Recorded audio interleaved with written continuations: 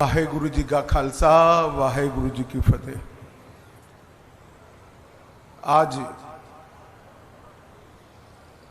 सम्माननीय बादल साहब की अंतिम अरदास में मैं संगत के सामने उपस्थित हुआ हूं। तब बादल साहब हमारे बीच में न रहने से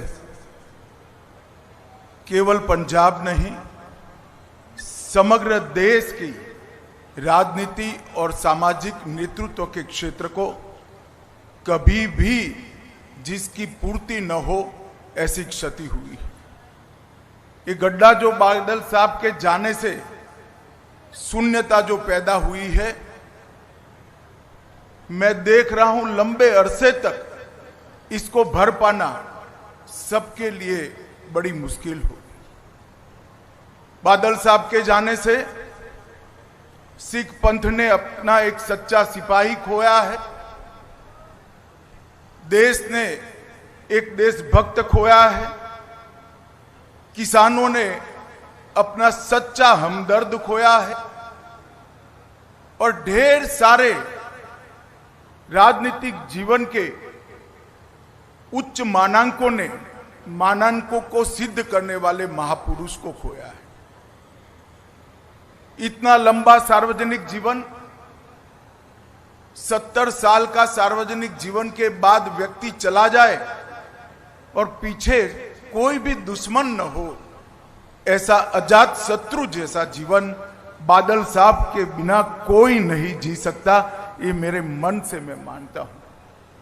मैं अनेक बार बादल साहब को मिला हूं, जब भी मिला कुछ सीख पाकर गया, जब भी मिला चेतना प्राप्त कर गया। इन्होंने हमेशा सच्चा रास्ता दिखाने का प्रयास किया। दल तो हमारे दो अलग थे, परंतु हमेशा उन्होंने वो ही कहा जो मेरे दल के लिए भी सही था। इतनी पारदर्शिता के साथ राजनीतिक जीवन में स्टेज चल रही है, सलाह देना ये महामानव के सिवा कोई नहीं कर सकता। पंजाब के लगातार विधानसभा में रहने वाले सदस्य, सबसे ज्यादा रहने वाले सदस्य बादल साहब रहे। सबसे ज्यादा चुनावी राजनीति में भारत में जनप्रतिनिधि रहने का रिकॉर्ड भी बादल साहब का है। 5 बार पंजाब के मुख्यमंत्री बने और मैं रिकॉर्ड के आधार पर कह सकता हूं, नए पंजाब की नींव डालने का काम श्री प्रकाश सिंह बादल ने किया। सरदार प्रकाश सिंह बादल के जाने के साथ ही भाईचारे का सरदार चला गया। पूरा जीवन हिंदू सिख एकता के लिए पूरा जीवन उन्होंने समर्पित किया। राजनीति में कई विरोध झेलने के बावजूद सबको एकजुट रखने के लिए बादल साहब हमेशा प्रयासशील रहे। अभी सरदार सुखबीर जी बता रहे थे, बादल गांव में मंदिर भी बादल साहब का बनाया हुआ है, मस्जिद भी बादल साहब की बनाई हुई है और गुरुद्वारा भी बादल साहब का बनाया हुआ है। साच अर्थ में ऐसे व्यक्ति को दिया लेकर भी ढूंढेंगे तो देश के राजनीतिक जीवन में, सामाजिक जीवन में कभी भी नहीं मिल पाएगा। 1970 से लेकर आज तक जब भी देश के लिए खड़ा होने का मौका आया, बादल साहब ने कभी पीठ नहीं दिखाई। सार्वजनिक जीवन में सबसे लंबा समय जेल के अंदर रहकर सिद्धांतों के लिए, पंथ के लिए संघर्ष करने वाला कोई व्यक्ति था तो सरदार प्रकाश सिंह बादल थे। इमरजेंसी की बात हो, मैं तो बहुत छोटा बच्चा था, मगर मेरे पार्टी के बड़ों से मैंने सुना, अकाल प्रकाश सिंह बादल अकाली दल में चट्टान की तरह इमरजेंसी के खिलाफ खड़े रहे, लोकतंत्र की रक्षा के लिए। कारगिल युद्ध हो, कोई भी लड़ाई हो या आतंकवाद की परछाई हो, हर जगह पे बादल साहब ने आसमान जितने ऊंचे व्यक्तित्व को ढाल की तरह देश के हितों के साथ खड़ा पाया। बादल साहब का जाना समूचे देश के लिए बहुत बड़ी क्षति है।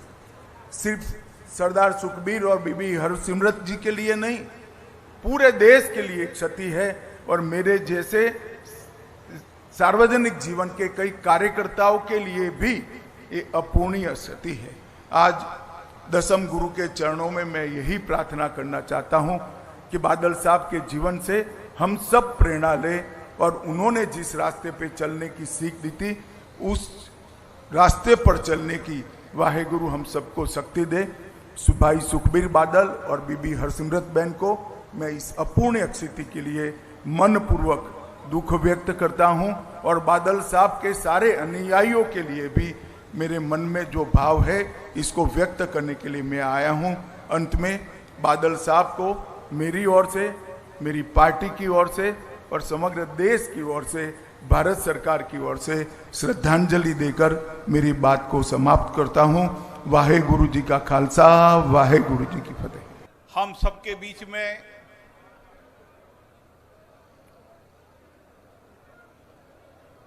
इस पंजाब नहीं देश के सामाजिक और राजनीतिक नेता के रूप में जिन्होंने एक लंबा संघर्ष कर पंजाब की समृद्धि के लिए, खुशहाली के लिए अपना योगदान दिया,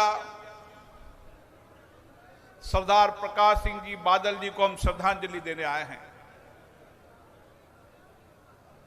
सरदार प्रकाश सिंह जी बादल ने अपनी राजनीति जीवन की शुरुआत लोकतंत्र की सबसे छोटी पंचायत सरपंच से शुरू कर वह पंजाब के मुख्यमंत्री रहे।